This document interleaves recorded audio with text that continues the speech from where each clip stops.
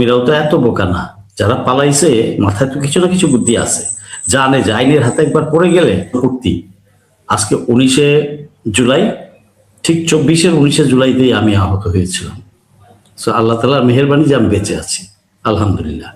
যা হোক, আমি আসি আপনার প্রশ্নে, যে ওরা বলে পালায় না পালায় না। আরে বাবা, অলরেডি তো পালিয়ে গিয়েছে। কারণ ওই যে আমাদের সেতু মন্ত্রী কি ছিলেন, ওবায়দুল কাদের সাহেব, ওবায়দুল কাদের জি। কাদের, আচ্ছা আচ্ছা, ওনার নিক নেমটা বললাম না, বলাটা দরকার নেই। তো উনিও তো বলেছিলেন যে পালাবে না, পালাবে না। আচ্ছা, তারপর বলেছিলেন যে দরকার হলে ফখরুল সাহেবের বাসায় গিয়ে উঠবেন। তা আসলে উনি ওই পারে চলে যাওয়ার আগে ফখরুল সাহেবের বাসায় উঠেছেন কিনা আমি জানি না, বা ওনার কোনো অ্যারেঞ্জমেন্ট ছিল কিনা জানি না। থাকলে থাকতেও পারে। আসলে পলিটিক্যাল পার্টিগুলা জনগণের সামনে করে তামাশা, মানে মেয়েরা ফেলামু, কেটটা ফেলামু, কত কি করে, জনগণকে ধোকা দেয়, ধোকা দেয়। ওরা ঠিকই মেয়ে আছে, ওরা ঠিকই ছেলে মেয়ে বিয়ে দেয়। বাট আমরা জনগণ বোকা, যেই জন্য 56 বছর বরাবরই সবসময় আমরা ধোকা খেয়ে আসছি। ওই 4 বছর শহীদ রাষ্ট্রপতি জিয়াউর রহমানের 4 বছর বাদে বাকি সবসময় কিন্তু জনগণের প্রতি কেয়ারটা সরকার জনগণের কেয়ার নেওয়ার জন্য আসতো, যার যার বোচকা ভরা পেট ভরার জন্যই আসতো। না এই যে আওয়ামী লীগ বলে যে শেখ হাসিনা পালায়নি, যে 3 তারিখ থেকে তার সকল আত্মীয় স্বজনকে বিদেশে পাঠিয়ে দিয়েছেন, একজন শেখও কিন্তু দেশে নাই। এমনকি তাপস কিন্তু সিঙ্গাপুর থেকে আসছিলেন, তাকে বলছে তুমি ওই রিটার্ন ওই ফ্লাইটই ওঠো, এবং শেখ হাসিনা ফোন করেছেন তাপসের জন্য যে তাকে বিমান উঠতে দাও। আরে সবাইকে মানে বংশ সহ প্রস্তুতি নিয়ে পালিয়েছেন, তাকে আওয়ামী লীগ বলতেছে শেখ হাসিনা পালায় না। তো এই যে এরা আসলে দিনের আলোকে এরা মিথ্যা কথা বলে, পালায় না। তাহলে 2 সপ্তাহ আগে থেকে কিভাবে আত্মীয় স্বজন গুলোকে পার করে দিল সে আগে? কারণ তার মেন্টাল একটা প্রিপেয়ারনেস ছিল, মেন্টাল প্রিপারেশন ছিল। যদি বাতাস বা ঝড় খুব জোরে আসে তাহলে একটু সেফ লোকেশনে যাওয়া ভালো। তো সে সব পার করে দেওয়ার পরে লাস্টে নিজে এবং তার বোন, এই 2জন ছিলেন, তারা গিয়েছেন। তো গেলেন তো, পালাইলেন তো না পালাইতেন, আপনি যদি থাকতেন যে ঠিক আছে আমি যাব না, ওই গণভবনেই থাকবো, তাইলে চিন্তা করেন যদি গণভবনে থাকতো তাহলে সেদিন কি অবস্থাটা হইতো। লাখ লাখ লোক উত্তর থেকে দক্ষিণ থেকে পূর্ব থেকে পশ্চিম থেকে, আমি নিজেও ছিলাম রাস্তায়, আমিও গিয়েছি। তো সেদিন তো একটা বিরাট মানে আস্ত থাকতো কিনা, আমার কথা হচ্ছে ওনাকে খুঁজে পাওয়া যেত না। উনি যদি গণভবনেই বসে থাকতেন, কোনো ফোর্স সেদিন আটকাইতে পারতো না।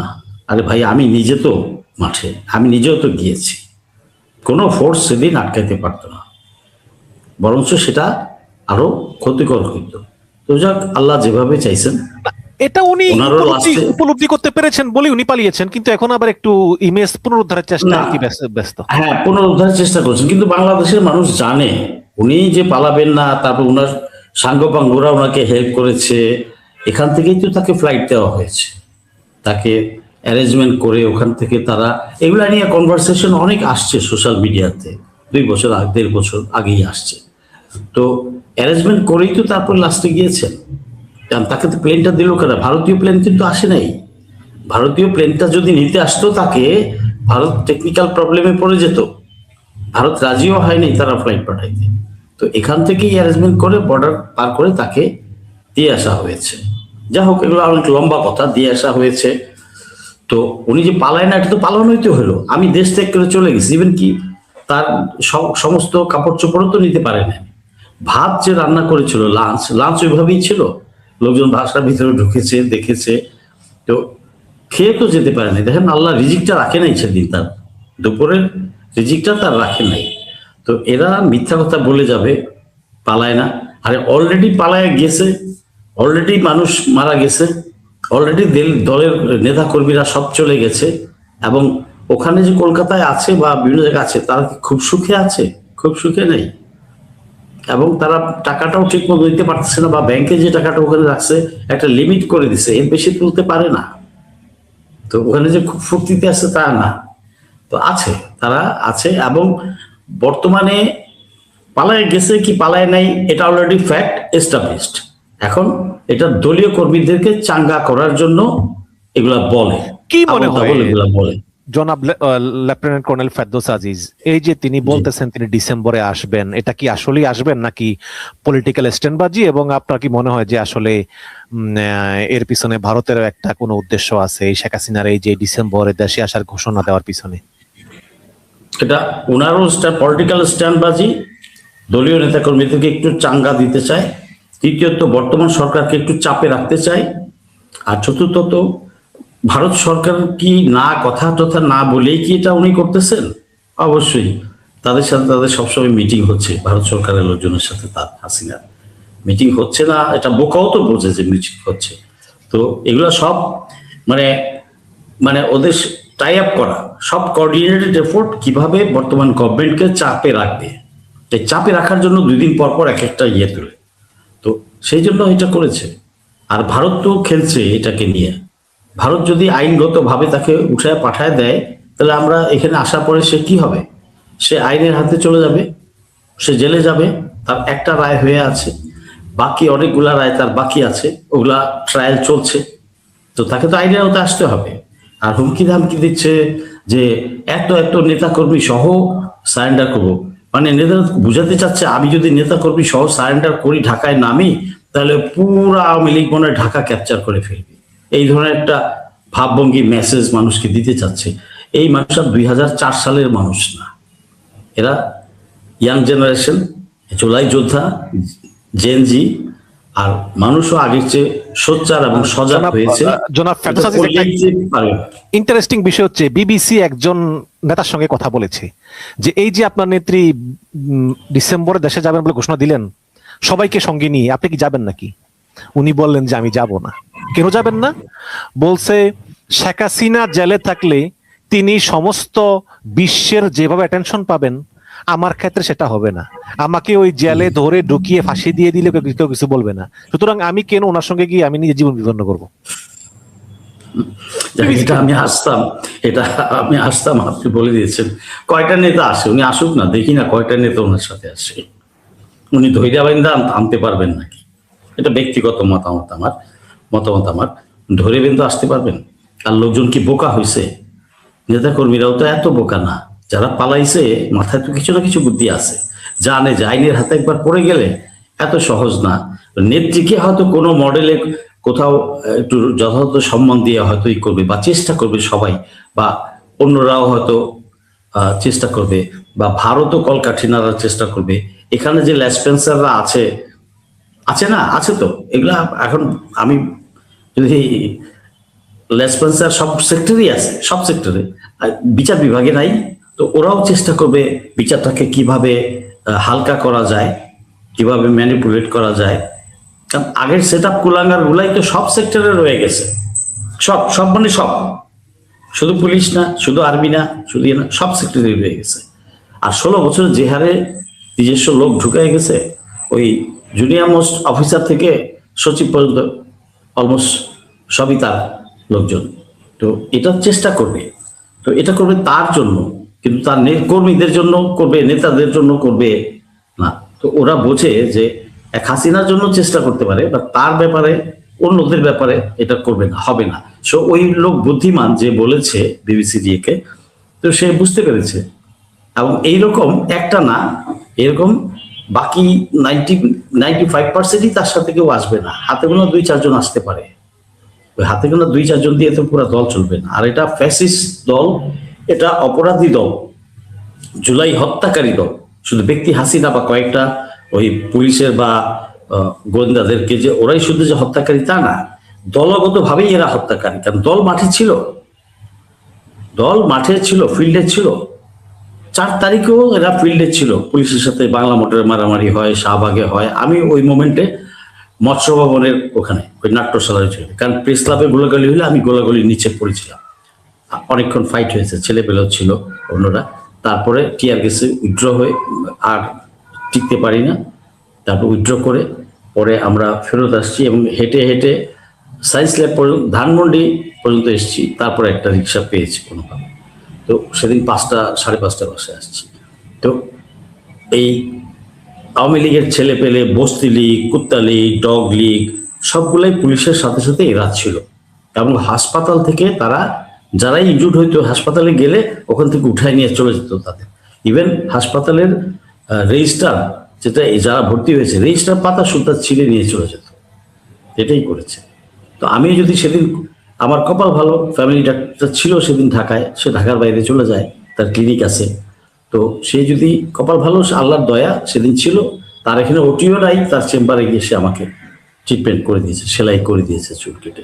আমি যদি হাসপাতালে যেতাম আমাকে ভাই তুলে নিয়ে মেরে ফেলতো, অথবা মেইন রোড ক্রস করার সময় পুলিশ তো আছেই, এই ছাত্রলীগ, বস্তি লীগ, কুত্তা লীগ তো আছেই, একটা গুলি করতো শেষ।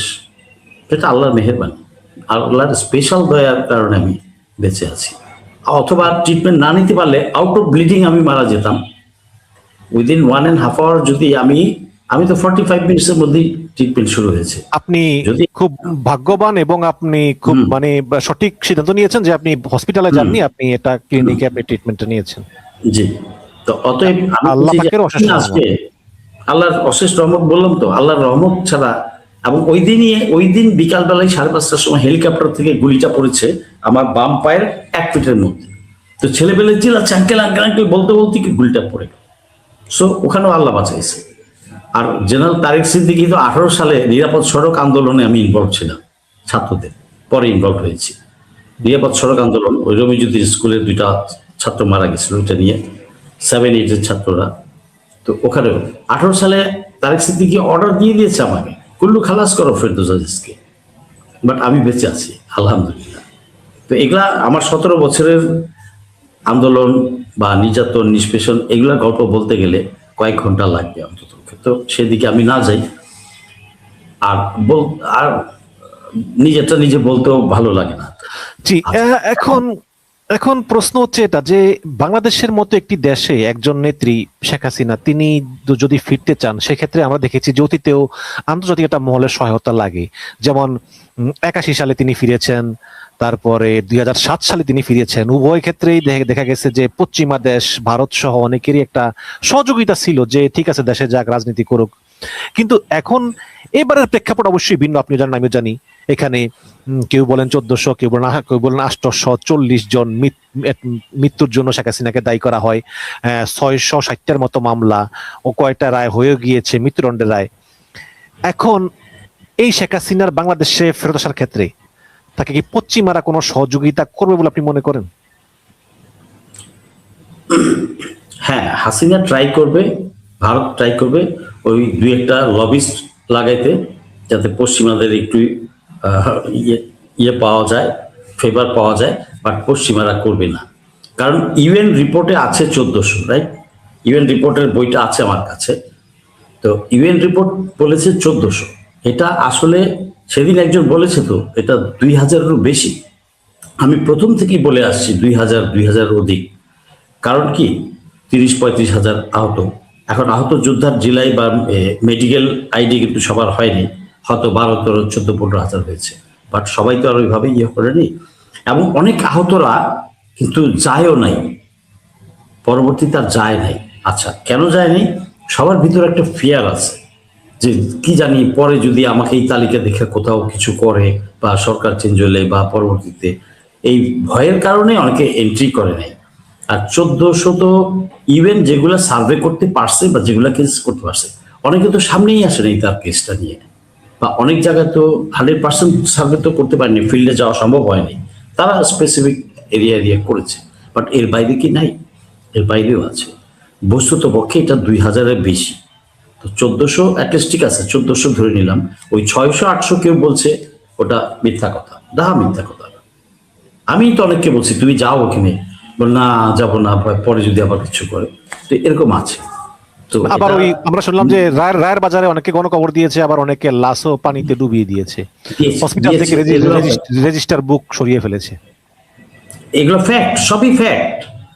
এখন দেখেন আসলে বাঙালি ভুলে যায়, বাঙালি অকৃতজ্ঞ। সবাই না, বিশেষ করে যারা পলিটিক্স করে, পলিটিক্যাল পার্টিগুলোর মধ্যেই বেশি। দেখেন শিশু দুধের বাচ্চাদের হাত ধরে আল্লাহ তাদেরকে মুক্তি দিল,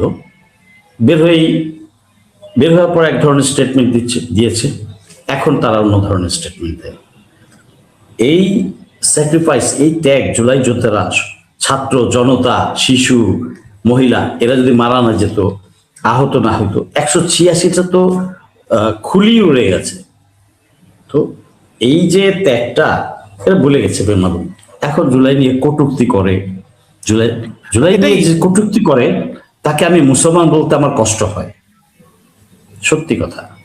কারণ কি হেমায়েত ভাই,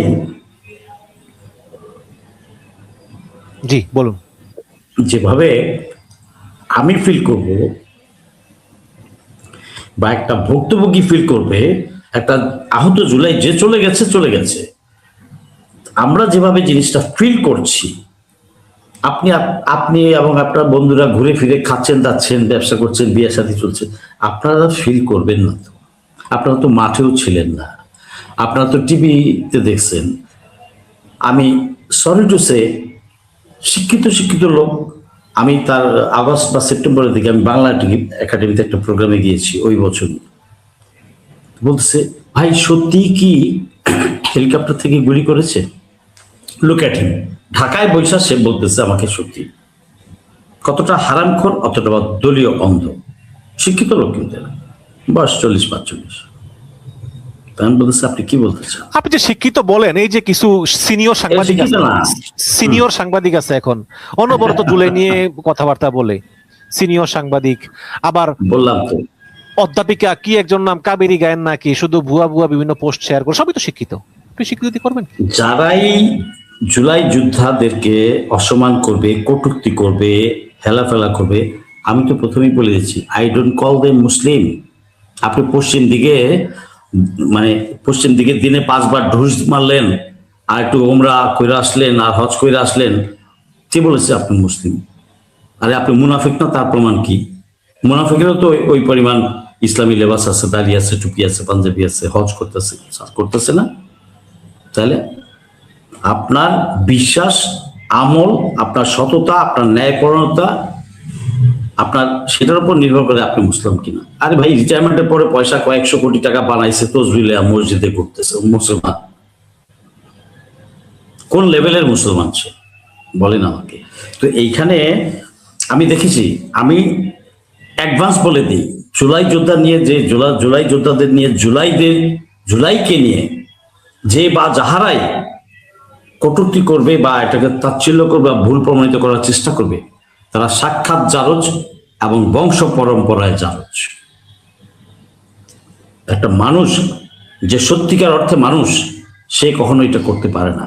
ওই হারামখোর, তার বংশধর সহ হারামখোর ঘরে বসেছিল বা হাসিনার পা চাটছে। কি হয়েছে না হয়েছে, আমি তো রাস্তায় ছিলাম রে ভাই, আমি তো রাস্তায়, আমি তো ছেলেগুলার কষ্ট দেখছি, যারা পঙ্গু আহত, হসপিটাল আমি গিয়েছি। কয়টা লাট সাহেব গেছে বলেন, সমাজের কয়টা লাট সাহেব গেছে? আমি তো দেখেছি নিজ চোখে। আমার তো এমনি টাকা পয়সা নাই, 17 বছর তো ওই হাসিনা তারেক সিদ্দিকী গঙ্গার দৌড়ের উপর রাখছে। পঞ্চগড়ের একটা রোগীকে আমি নিজে, জুলাই যোদ্ধা যেহেতু আমি অনেক জুলাই যোদ্ধার গ্রুপের সাথে ইনভলভ, আমি একটা ইনফরমেশন পেলাম যে ওখানে, I am sorry to say, এনসিপির কে জানাইছে, এনসিপিও যায়নি। এনসিপি যাবে কেন? এনসিপিতে আসলে হার্ডলি 10% জুলাই যোদ্ধা, বাকি সব তো ডাইনে বামের থেকে আউয়া কাউয়া ইসা জড়ো হয়েছে, দল গঠন করছে। বাট তাদের দায়িত্ব ছিল, জুলাইয়ের ভ্রূণ থেকে তাদের জন্ম এই দলটা। সো সেখানে তাদের অনেক দায়িত্ব ছিল, করেনি। তো জুলাই আমি দেখতে গেছি এবং ওই ছেলেটার সাথে যোগাযোগ করেছি, অন্যদেরকে হেল্প করার জন্য আমি বলেছি। তা এখন আমরা যখন ঢাকা মেডিকেল কলেজে হাসপাতালে অগাস্টের 21 বা 22 তারিখে দেখতে গেলাম, আমি, ব্রিগেডিয়ার হাসান নাসির, আমার বন্ধু কর্নেল হাসিন, আরো 4-5 জন মিলিটারি অফিসার, তারপর কিছু সিভিল, সবাই মিলে 15-20 জনের একটা টিম। আমরা কিন্তু আরো আছে মারুজামান, সাবেক রাষ্ট্রদূত মারুজামান, এরা আমরা সবাই কিন্তু দেখতে গিয়েছি। এবং এই কথাটা আসলে অনলাইন বলা ঠিক কিনা চাই না। তো আমাদের পকেটে যা ছিল, কুড়ায় কারায়া 30-35 হাজার টাকার মতো হয়েছিল। ওখানে 30টা বেড ছিল, না আর একটু বেশি হয়েছিল। তো আমরা ওই অ্যাটেন্ডেন্সদের হাতে দিয়ে আসছি। একটা অ্যাটেন্ডেন্স 3টা বাচ্চা নিয়ে, মেয়ে এই 10, 8, 7 এরকম মহিলা সিএনজি ড্রাইভার। দেখে আসার 4 দিন পর খবর পেলাম মারা গেছে। তা ওই মহিলা 3টা বাচ্চা নিয়ে কোথায় যাবে? কে খবর রাখে? আমি রাখছি, আপনি রাখছেন, কেউ রাখছে, সরকার রাখছে কিনা? I have all the doubt. তো এই জন্য বলি যে বাংলার মানুষের সচেতনতা ভিতরে আসুক, আল্লাহ হেদায়েত করুক এই দেশের মানুষগুলাকে। ওদের হিন্দুর গোলামি করতে, ভারতের গোলামি করতে ভালো লাগবে, বংশ পরম্পরায় জারজ তো, ওদের ভারতের গোলামি করতে ভালো লাগবে। নগদ পয়সা কামানো যায় তো। সেদিন তাদের বউ বাচ্চারা রেপ্ট হবে, আল্লাহ না করুক, পশ্চিমবঙ্গে হচ্ছে না, ভারতে হচ্ছে না, সেদিন বুঝবে। ওই যে গেছে না, ভিসা দেওয়ার পরপরই গেল না, ভিসা দেওয়ার সাথে সাথে গেল তো, একটা কাপড় তো রেপ্ট হয়েছে, খবর তো আসছে সোশ্যাল মিডিয়াতে। আমি ওই দিনই টকশোতে বলছি যাওয়া উচিত না, ভারত ইজ নট সেফ, যাওয়া উচিত না। তারপরে যদি যাও যাও, যা মারা খাও। তাই হয়েছে প্র্যাকটিক্যালি। আরে ভাই, আমরা দেশ নিয়ে চিন্তা করি, কখন কি ঘটতে পারে একটা অ্যাডভান্স একটা সিনারিও দেখে উই ক্যান প্রেডিক্ট, বলতে পারি। ঠিক তাই তো হলো। তো এখানে আমার দেশে মানুষের কবে হুঁশ আসবে? আর আমার বুড়া খাটাসদের হুঁশ যদি না আসে, না আসুক, তাতে কিছু আসে যায় না। আমাদের নেক্সট জেনারেশন যারা আছে, আমাদের সন্তানরা আছে, তারা ঠিকই করবে। এটা 2004-5-এর রাজনীতির মাঠ না, 2026 জুলাই উত্তর বাংলাদেশ। হ্যাঁ, যে যত যাই টিটকারি মারুক, বিপ্লবটা ইনকমপ্লিট বলে এখন অনেক পদ্মলোচন কথা বলে, আবার ইনায়া বিনায়া কি বলে ওই মিডিয়াতে এসে বক্তব্য দেয়, আবার জাস্টিফাই করার চেষ্টা, নর্মালাইজ করার চেষ্টা করে। না না, প্রতিটা মানুষের প্রতিবাদ করা উচিত, সশরীরে প্রতিবাদ করা উচিত, মিডিয়াতে প্রতিবাদ করা উচিত, লিখে প্রতিবাদ করা উচিত, অন দ্য স্পটে গালে 2টা থাপ্পড় মাইরা প্রতিবাদ করা উচিত। যে নিমক হারামের বাচ্চা, আজকে টকটক করতেছো, কথা বলতেছো গাল ফুলাইয়া, সেদিন তো ইন্দোরের গর্তে লুকায় ছিল, ঘরের থেকে বের হও নাই। হেলিকপ্টার যখন চক্কর মারতেছে তুমি তো বেডরুমে লুকায় ছিল। তার পটপট করো কেন?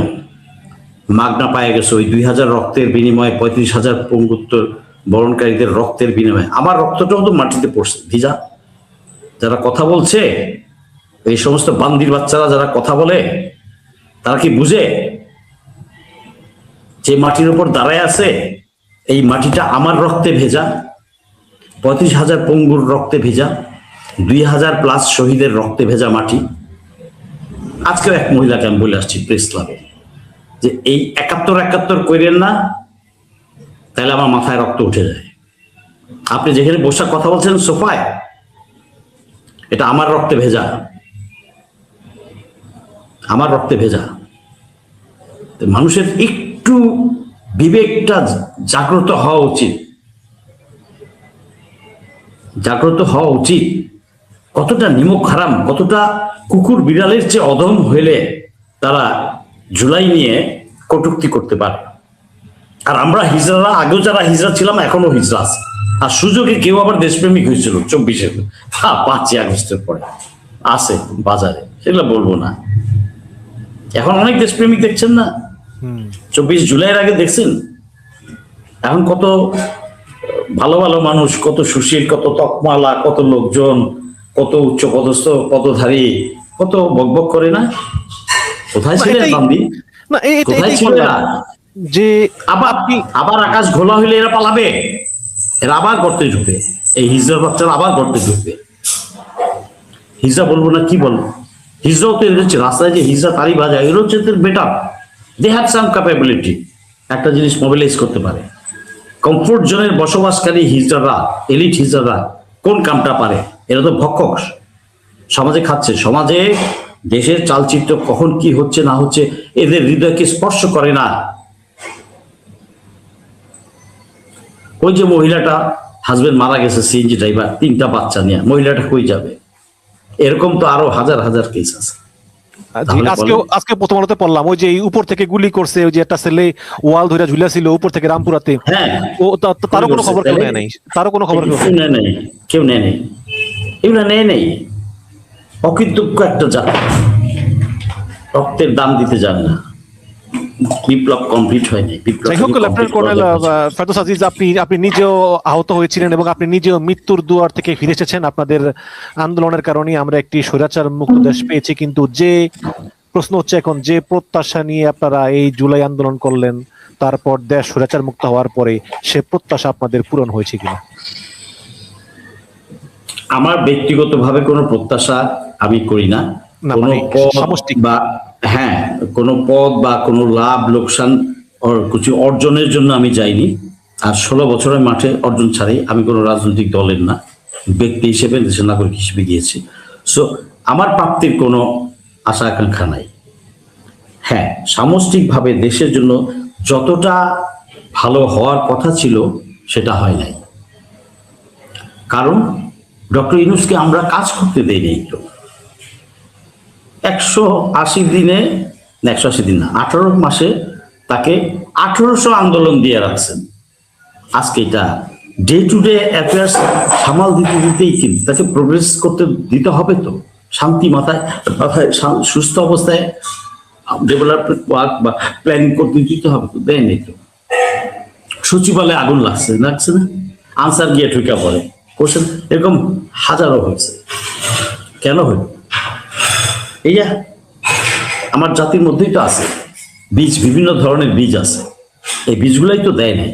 তো পলিটিক্যাল দলগুলা দেয়নি, হারাম দেয় নাই। কোনো পলিটিক্যাল দল মাইন্ড খাইলে আমার ছিঁড়া গেছে, আই ডোন্ট কেয়ার। দেখ, কোরআন শরীফ মাথায় দিয়ে পলিটিক্যাল দলগুলা বলুক যে বাধা দেয় নাই, রেজিস্ট্যান্স দেয় নাই, বলুক। জামাত বলেন, বিএনপি বলেন, অমুক বলেন, তমুক, ডান বাম বলেন, এটা তো আমরা চোখে দেখেছি। প্রতিটা দিন তাকে কিবা করছে, এয়ারপোর্টে আগুন লাগায় নাই। তাহলে এরকম হাজার খানেক তো এক্সাম্পল আছে, মিডিয়াতে আসে, আসে নাই, শান্তি থাকতে দেয় নাই, রেজিস্ট্যান্স দিয়েছে। তাহলে কত বড় মির্জাফর আমার দেশের পলিটিক্যাল দল। ওই ভারতের আশীর্বাদে, কেন এই লাস্ট ইলেকশনে ভারতের আশীর্বাদে বিএনপির মনোনয়ন হয় নাই? খালি গিয়া ওই দামি নির্বাচনটাই হয়েছিল। তাহলে ওই সত্য বললে খারাপ লাগে, আবার বলে ফেরদৌস আজিজ গালি দেয়। ফেরদৌস আজিজ কি চুমা দিবে? ফেরদৌস আজিজ কারটা খায় না, পড়ে না। ফেরদৌস আজিজ মালিক আল্লাহ, আর কাউকে আমার পৌঁছানোর দরকার নেই। তিনবার মৃত্যুর হাত থেকে কে আমাকে ফিরে আনছে? আমার Allah. So I don't need anyone. কোনো ফাকেন লাখ বাহাদুরকে আমার দরকার নেই। এন্ড আজ আমি কেয়ারও করি না। যারা আমাকে চেনে তারা জানে, আমার কমিউনিটিও আমাকে ভালোভাবে জানে, বাইরে আর সিভিল বন্ধু তারা জানে। সো কই দেখেন, এই জুলাইতে হওয়া উচিত ছিল। আচ্ছা, জুলাই সনদটা, ভোটটা দিলি, জুলাই সনদটা কই গেল? বা 70% লোকের রায় কই গেল? এই প্রশ্ন করা হয়েছিল আসিফ নজরুলকে ডয়চে ভেলের পক্ষ থেকে। তো আসিফ নজরুল যা বললেন যে একটা নির্বাচিত সরকার যদি আমাদের কাজগুলো বাস্তবায়ন না করে আমরা কি করতে পারি? হ্যাঁ, তারা তো মাইপিট করতে পারবে না, তারা তো ঠেঙ্গা হাতে নিয়ে পিটাইতে পারবে না। তারা তাদের কাজটুকু করে গেছে, যতটুকুই পারছে করে গেছে। গুম কমিশন, মানবাধিকার কমিশন, এসব কমিশন করে গেছে। বিচার বাতিল করলো কে? হ্যাঁ, এই যে 20টা অধ্যাদেশ বাতিল করলো কে? যেইগুলা জনস্বার্থের সাথে সংশ্লিষ্ট, রাষ্ট্রের স্বাধীনতা সার্বভৌমত্বর সাথে সংশ্লিষ্ট, সেগুলোই তো বাদ করে দিয়েছেন। আপনি ওই পারে ট্রেনিং প্রাপ্ত 9 বছরের ট্রেনিং প্রাপ্ত ব্যক্তিকে, আপনি শীষা ভাইকে, শিলং সালাউদ্দিন শীষা, আমি ওই যে আরেকটা কি বাজে নাম বলেন ওটা বললাম না, শীষা ভদ্রবাদ, শীষা ভাইকে কোন দুঃখে আপনি তাকে সদস্যপতি বানাইলেন? আবার তাকে আবার প্রধানমন্ত্রীর জন্য একটা অর্ডার করে রাখছেন অ্যাডভান্স, প্রধানমন্ত্রীর উপস্থিতিতে। What does it indicate? যেদিন এটা বলেছে সেদিনই তো আমি বলেছি যে মোটিভটা কি। বিএনপিতে কত দেশপ্রেমিক, ত্যাগী, জেলখাটা কত নেতা আছে, কর্মী আছে, তাদের ত্যাগী নেতা কর্মীদের মূল্যায়ন তো হয়নি। কোথা থেকে কেমনে কি হইলো, তারপর আবার ইলেকশনটাকে রিইঞ্জিনিয়ারিং করো। এখন যদি টকশোতে আরেকটা ব্যক্তি আমার সাথে থাকতো, বিএনপি কেউ, না কে বলছে মিথ্যা কথা, এখন সালা ভুলে গেছে, দেখেন। তখন কিন্তু আপনিও জানেন, আমিও জানি, পুরো বিশ্ব জানে দেয়ার ওয়াজ এ ইঞ্জিনিয়ারিং, এবং কাটাছেড়া সিটও সোশ্যাল মিডিয়াতে আসছে। আর এটা কি গরু ছাগল নাকি? মানুষ বুঝে না, পুরো জাতি জানে, আর তারা জানে না, তখন জানে না। তো রাজনীতি করতে গিয়ে যদি আপনি আপনার সত্য মিথ্যা ডিফারেন্স করতে না পারেন, ইমানটা যদি বেচা দেন, আপনার নেতা বা নেত্রী হাসর ময়দানে আপনার জন্য দাঁড়াবে? এরা সেই সেন্স নাই তাদের, ওই সেন্স তাদের বিলুপ্ত হয়ে গেছে। ইহারা দেখিও দেখে না, শুনিয়াও শুনে না, বুঝিও বুঝে না। আল্লাহ এদেরকে সিল মেরে দিছে। What is BNP, what is Awami League? ও 19.5 আর 20 না, 19.5 আর 20। মানুষ তো বলে 19 আর 20, 19 আর 20 না রে ভাই, 19.5 and 20, this is the difference. আর কোনো ডিফারেন্স নেই। এখন বললে তো অনেক কিছুই বলা যায়।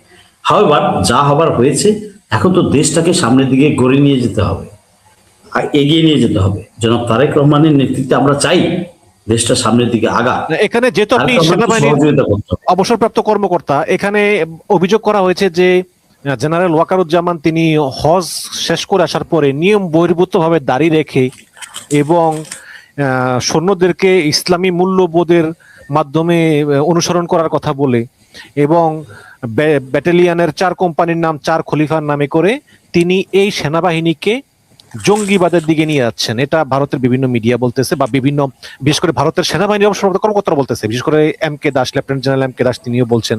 আপনি কিভাবে দেখছেন বিষয়টা? ওই দাস মাস ওরা তো বলবেই, ওরা তো দাসী, দাস তো দাসী, ওরা তো বলবেই। আর ভাই, তোর ট্যাক্সের পয়সায় আমার সেনাবাহিনী চলে? ওদের জনগণের ট্যাক্সের পয়সা সেনাবাহিনী, আমার সেনাবাহিনী চলে? আমি মুসলিম দেশ, 92% এই দেশে মুসলিম, দাঁড়িয়ে রাখে নাই কেন? সেইটাই তো জবাব চাওয়া উচিত আপনাদের। সেনাবাহিনীর কাছে জবাব চান যে আপনারা মুসলমান মানুষের তো দাঁড়িয়ে রাখেন নাই কেন, রাখছে অসুবিধা কোথায়? আমি তো বলি আলহামদুলিল্লাহ। মানুষ, আপনি চাকরি করেন, ব্যবসা করেন, সৈনিক হন, কি বলে দোকানদার হন, যাই হন, at the end of the day আপনি কিন্তু একজন মুসলিম। আপনার আসল প্রথম পরিচয় কিন্তু ওইটা, আই এম এ মুসলিম, আল্লাহর বান্দা, আল্লাহর গোলাম, আমি মুসলিম। আপনি বাংলাদেশি না ফ্রেঞ্চ না আফ্রিকান, হু কেয়ার্স, আপনার পরিচয় একটাই, আই এম এ মুসলিম। তো তার তো ইসলামী সুন্নাহ পালন করতেই পারে। এতদিন কেন করে নাই? এতদিন করে নাই যে ভারত গত 16 বছর হাসিনার সময় কারণ কোনো অফিসার যদি straight forward upright brilliant officer একটু দাঁড়িয়ে রাখছে বা নামাজ পড়তে দেখছে, তারা জঙ্গি টাইটেল দিয়ে দিচ্ছে। এরকম করছে না? আইসিটিতে মামলা এরকম ভাবছে না? কত আছে জানি। তো যারা কয় এগুলা, তাদেরকে মুগুর মারবেন ঠাস ঠাস। হিজড়া, পৌরসত্ব নাই এদের, এদের সহ্য বীর্য নাই, পিয়ন চাপরাসি কোয়ালিটি, এগুলা রাইট জিনিস রাইটলি এতদিনে করতেছে।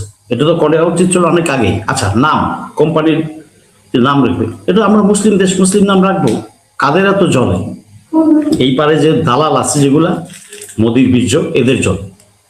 আর ওই পারে ও তো জ্বলবেই। ওরা তো ইউনিভার্সিটি পিরিয়ডে কি না করেছে, ফলস প্রপাগান্ডা, এই মাইনরিটি অত্যাচার হচ্ছে, এইটা হচ্ছে, ওইটা হচ্ছে, কত কিছু হয়েছে, তাই না?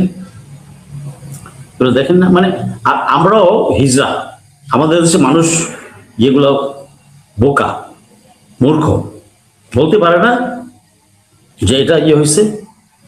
আসাদুজ্জামান নূর তার এলাকায় নীলফামারীতে 4টা খুন করায় নেই, শুধু মিছিলের গাড়িতে ধাওয়া দিছিল, এটাই পাপ। এটার জন্য তকমা দিয়া জঙ্গি বইলা, শিবির বইলা, জামাত বইলা মারে নাই, পুলিশ দিয়ে গুলি করায় মারেনি। এরকম থাউজেন্ডস অফ ঘটনা আছে। তাহলে মানুষকে জেগে উঠতে হবে।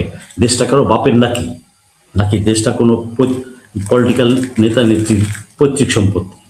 দেশটা আমার। আমি তো দুবাইতে বসে কথা বলছি না, আমি এই মাটিতে কথা বলছি, এই মাটিতে বসে কথা বলছি, এই মাটির সন্তান আমি। এখানেই তো আমার ফুল রাইট, হোক সে কৃষক, হোক সে পোর্টার বা কুলি বা রিক্সাওয়ালা। প্রতিটা নাগরিককে বুঝতে হবে যে আপনার অধিকার, আপনার জমি যেমন অন্য কেউ কেড়ে নিতে পারবে না, আপনার অধিকার। তো এই মাটিটা আপনার, দেশটা আপনার। লাট বাহাদুর যেই আসুক, চটাস করে আগে একটা ডান গালে আর একটা বাম গালে মাইরা, তারপরে তুই কেন বলছিস এটা করতে হবে। কিসের মব? মব ডেসক্রিপশন আর প্রেসক্রিপশন এগুলো তো ভারতের তৈরি, রয়ের তৈরি, আর প্রথম আলো আর ডেইলি স্টারের programme. What is mob? It's my right to protect my rights. এটা লিগাল রাইট আমার। এখন আমি যেভাবে পার, আমি কি গেছি নাকি আগে কাউকে চটকানা মারতে? তাকে যখন অ্যাটাক করবে, মেন্টালি বা ফিজিক্যালি, তখন তো তার ওটা বৈধ রাইট আছে। কোর্ট আদালত, আপনি বলবেন আদালতে যান, আইন নিজের হাতে তুলে নেবেন না, এটা আইন নিজের হাতে তুলে নেওয়া নয়, এটা ওই যারা বাটপার তারা এইগুলা কথা বলে, চান্দাবাজ। আদালতেও, আমার দেশে তো আদালতে কেজি দরে বিচার বিক্রি হয়, কেজি দরে বিচার বিক্রি হয়, হয় নাই 16 বছর। তারপরেও কি হয় নাই? ইন্টারিম গভর্নমেন্টের সময় 34,000 35,000 আওয়ামী লীগ এগুলো জামিন পায় নাই। এগুলো সোশ্যাল মিডিয়াতে আসছে, টকশোতে আমি বলেছি, পায় নাই। কোথায় পাইছে? লাখ লাখ কোটি কোটি টাকা কারা কামাইছে আদালত পাড়ায়? আমি অতীতেও বলেছি, বেশ্যা পাড়াও এর চেয়ে পবিত্র। আপনি বলবেন এত বড় কথা বললেন, কন্টেম্পট অফ কোর্ট। আরে বেটা, কন্টেম্পট অফ কোর্ট কি তোর বাপের বাড়ির মাল নাকি? আমার টাকায় খাস, আমার টাকায় বেতন নেস, আমার টাকায় গড়া বিল্ডিং এ বসা, আবার আমাদেরই মারস, আমাদেরই বিচার বিক্রি করস, আবার রোজ কন্টেম্পট অফ কোর্ট। যেই উকিল লাথি মারছিল কোর্টের বারান্দায়, আরে আদালতের দরজায়, সেই ইয়েকে বিচারক বানায় নাই? আছে না, রেকর্ড আছে তো। আবার করো বিচার প্রার্থীকে বলো কন্টেম্পট অফ কোর্ট। এই ডেফিনেশনটাই বাতিল করতে হবে অথবা রিডিফাইন করতে হবে। বিচার বিভাগ নিয়ে কথা বলবে না, অবশ্যই বলবে বিচার বিভাগের বেতন কে দেয়, রাইট আছে, ওই সমস্ত তালিবালি রাখেন। আপনি বিচার করবেন না, চোরকে ধরাই দিলাম আর আপনি আমাকে সাজা দেন, চোরের বিচার না কইরা। আমার দেশে মাহমুদুর রহমানকে নিয়ে খেলে নেই, যে ভুলটা ধরাই দিল স্কাইপির, তাই না কইরা বিচার করলো মাহমুদুর রহমান। আদালতে মানুষ মাঝে মাঝে জুতা ছুঁড়া মারে না, এমনি মারে, এমনি মারে। আর আমি আপনি হিজড়া যারা আছি, তারা ওই যে জুতাটা মারলো তারে খারাপ বলতে চাই। সি, কতটা হিজড়া এই সমাজ। সংক্ষেপে একটু যদি তারেক রহমানের, সমাজকে ঠিক করতে হবে এইভাবেই। জি বলুন। যদি তারেক রহমানের যে পররাষ্ট্রনীতি একটু মূল্যায়ন করেন সংক্ষেপে, তারপর আমরা অনুষ্ঠান শেষ করবো। বিশেষ করে চীন সফর এবং মালয়েশিয়া সফর, এটাতে যেই মেমোরেন্ডাম অফ আন্ডারস্ট্যান্ডিং স্বাক্ষরিত হলো, বিশেষ করে তিস্তা চুক্তি, তারপরে জেটেন্সি এগুলা হলো, এবং ভারতের পররাষ্ট্র মুখপাত্র রণধীর জয়সওয়াল তিনি বলেছেন আমরা তীক্ষ্ণ নজর রাখতেছি। সব মিলিয়ে আপনি কি মনে করেন তারেক রহমানের এই বৈদেশিক নীতিটা কি সঠিক আছে কিনা? চীনের সঙ্গে যে নজর রাখতেছে না, 16 বছর এই জাতিটা, এই দেশটাকে রেপ করে গেছে না রক্ষিতা বানায়া, এখন একটু তীক্ষ্ণ নজর রাখছেন, রক্ষিত ওই ভাবতেছে এখনো রক্ষিতা আমরা। শেখ হাসিনার সহযোগিতা মাসি থাকে না, পাড়ায় মাসি থাকে না, সোনাগাছিতে মাসি আছে না, যারা ওই প্রস্তের টেক কেয়ার করে। তো হাসিনা ছিল ওই মাসির থ্রুতে এই দেশে ওইভাবেই দেশটাকে পুরো রেপ করে গেছে। তো এখনো ওই আশাই আছে। ওই জন্য বলে জনাব তারেক রহমান আমার দেশের প্রধানমন্ত্রী, he did the right thing. ওনার তো আরো বেশি করার কথা ছিল। 1 জুলাই সনদটা বাস্তবায়ন যদি উনি করতো, সংস্কার এবং অন্যান্য সংবিধান, উনি আরো স্ট্রং হয়ে যেত। ওনাকে স্ট্রং হইতে দেয় নাই রয়ের প্লেস করা বিএনপিতে যে ইয়েগুলো আছে, এলিমেন্টগুলো আছে, এরা। তারেক রহমান চাচ্ছেন, তারেক রহমানকে সময় দিতে হবে। এখন একটু স্লো যাচ্ছে, এটা খারাপ না। প্রথম তো আমরাও সমালোচনা করেছি, আমি নিজেও করেছি, বাট সে স্লো যাক, বাট সলিড জিনিসটা করুক, এটাই আমরা চাই। আচ্ছা, চীনের সাথে যেটা করেছে এটা করতেই হবে। 15 বছর যাবৎ খুলনা মংলা পোর্ট দেওয়া আছে তাকে, 11 সাল থেকে তিস্তা নিয়ে আমাদের ঘুরাচ্ছে। তো আপনি যদি নন পারফরমেন্স দেখান, বা if you do not perform the treaty, ওরা তো ক্যান্সেল করতেই পারে। তো ডক্টর ইউনুস ক্যান্সেল করেছে। এখন আর কোনো চুক্তি ভারতের সাথে করা উচিত না, আর কোনো চুক্তি অবস্থা নেই, বরঞ্চ আগের চুক্তিগুলা ইন পাবলিক করে দিয়ে কিভাবে এগুলা বাতিল করতে, সেই দিকে আমাদের যেতে হবে। আর আমার দেশের ডিফেন্সকে আমার শক্তিশালী করতে হবে। আমার দেশের পররাষ্ট্রনীতি অ্যাবসলিউটলি পুরাটাই চেঞ্জ করতে হবে, একদম 180 ডিগ্রি অপোজিট চেঞ্জ করতে হবে। স্ট্রং ফরেন পলিসি দরকার, স্ট্রং ডিফেন্স দরকার। আমার 3 বাহিনীকে, বিডিআরকে, পুলিশকে আরো আপগ্রেড করতে হবে, গোয়েন্দাকে আপগ্রেড করতে হবে। এবং এর পরে অনেকেই সমালোচনা করছে যে গোয়েন্দা রাখা যাবে না, এটাও কিন্তু ওই ডান বাম ঘরানার। কারণ আমার দেশের ইনস্টিটিউশন ভেঙে দিলে তো লাভটা কাদের? লাভটা তো ভারতে। আমার দেশের গোয়েন্দাকে আরো প্যাট্রিয়ট বানাইতে হবে, আরো স্ট্রং করতে হবে, মডার্ন ইকুইপমেন্ট দিয়ে ইকুইপ করতে হবে। বাট ওই জিয়াউল হাসানের মতো অন্যের ফোন ট্র্যাক কইরা কইরা ভালো মানুষগুলারে নিয়ে কষ্ট দিছে বা শাস্তি দিছে বা মেরে ফেলছে, সেইটা না, গোয়েন্দার কাজ সেটা না। তো আমার দেশের সবগুলো প্রতিটা ইনস্টিটিউশনকে স্ট্রং করতে হবে, নির্বাচন কমিশনকে নিউট্রাল করতে হবে, আদালতকে বিচার বিভাগের যেটা তারা ওই যে বাতিল করে দিল 20টা অধ্যাদেশ, এগুলো করতে হবে সব। আপনি যখনই এটা করবেন তখন দেখবেন রাষ্ট্র এমনি অনেক স্ট্রং হয়ে গেছে। আরেকটা করতে হবে সরকারকে, হাসিনার রেখে যাওয়া যে ময়লাগুলা আছে প্রতিটা রাষ্ট্রযন্ত্রের প্রতিটা অংশে, এগুলা অনেক সময় দেওয়া হয়েছে। ডক্টর ইউনূস দিয়ে গেছে 1.5 বছর, এখন 2 বছর পার হয়ে গেছে, নো মোর। 3 মাস বা 4 মাসের মধ্যে এগুলাকে কমপ্লিট বিদায় দিতে হবে। দেওয়ার পরে মাননীয় প্রধানমন্ত্রীর উচিত তার ক্যাবিনেটে যতগুলা আছে দুষ্ট, আমি টকশোতে বহুবার নামও বাই নেমও বলে দিছি, এগুলাকে সাফাই করতে হবে। দেশের সাথে কোনো কিছুর কম্প্রোমাইজ নাই, সে যত বড়ই লাট বাহাদুর হোক আর যত বড়ই হারায় হারামজাদা হোক, কোনো মাপ নাই, হ্যাভ টু। তাহলে তারেক রহমান আরো স্মুথলি সামনের দিকে আগাতে পারবেন। তারেক রহমানকে যে বাধা দিচ্ছে না, এটা কিভাবে আপনি শিওর? ইউনূস সাহেবকে যেমন দেয় নেই, তারেক রহমানকেও তো দিচ্ছে না, তার নিজের দলের লোকজনই দিচ্ছে না। আপনি মন্ত্রী হয়তো প্যাট্রিয়ট, আপনি সচিবটা যে যুগ্ম সচিব সচিব যেগুলো বসে আছে ওই মন্ত্রণালয়ে, ওরা যে এইভাবে প্যাচ ওইভাবে প্যাচ মারে, ফাইল লাগাবে কিভাবে?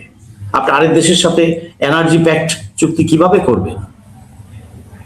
আর এই সময়ে ইরান ইসরায়েল আমেরিকার যুদ্ধের সময় আমাকে তো সবসময় সতর্ক থাকতে হবে, আমি এনার্জি কিভাবে গেইন করব, কত সুবিধা, যাতে আমার ডিসরাপশন না হয়, কোথাও পাওয়ার ফেলিওর না হয়, তেল যাতে আসতে পারে।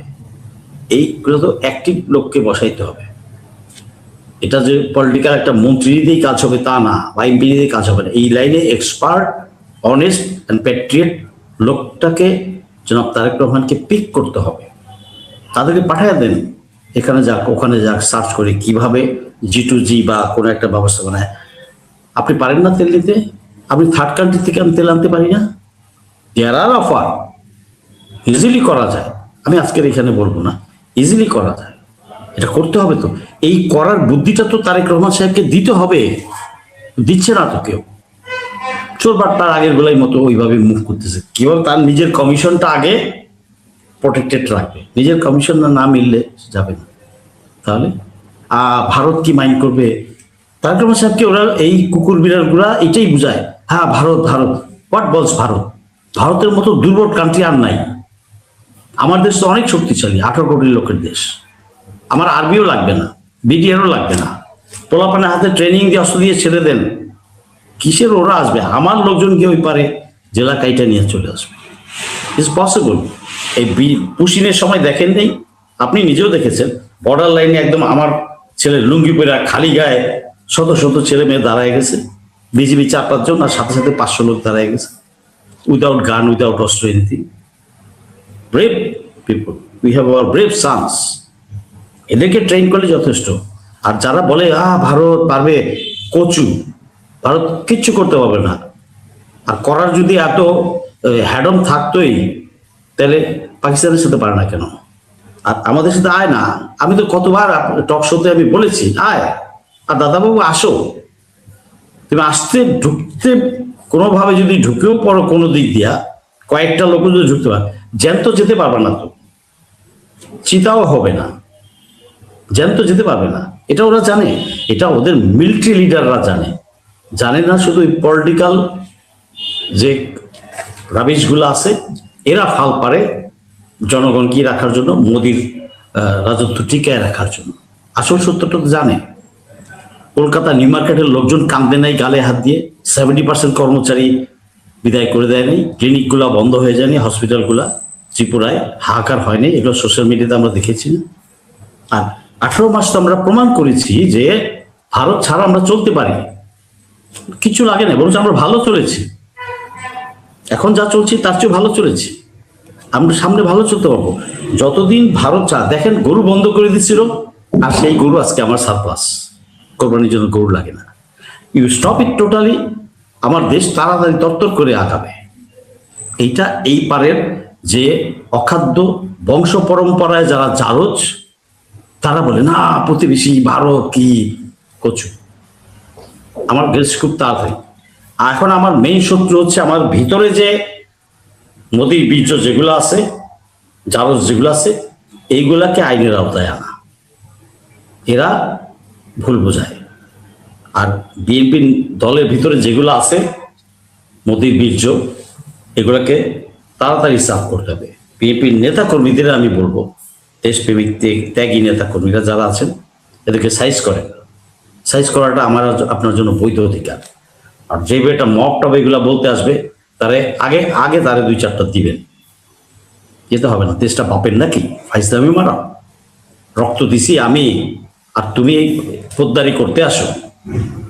স্যাক্রিফাইস করছি আমি, দুধের সন্তানরা, তোমরা পদ্মাকে ফাইজলামি পাইছো। হ্যাঁ, জুলাই গিয়ে টিটকারি মারাও।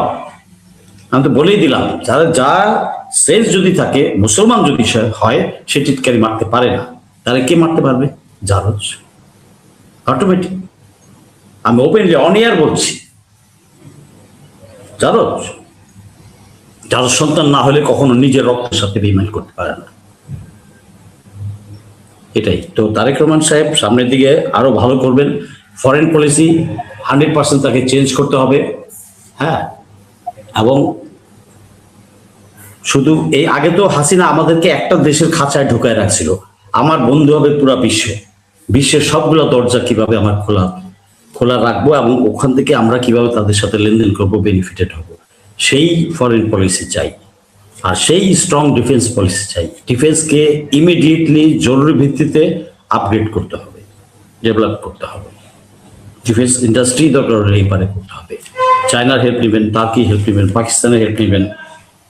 ইভেন আগামী দিনে Iran is going to be the world power. New world অর্ডারে ওই আপনার মোরাল টেম্পো ভাই থাকবে না, ওই 1 নাম্বার পজিশনে থাকবে না।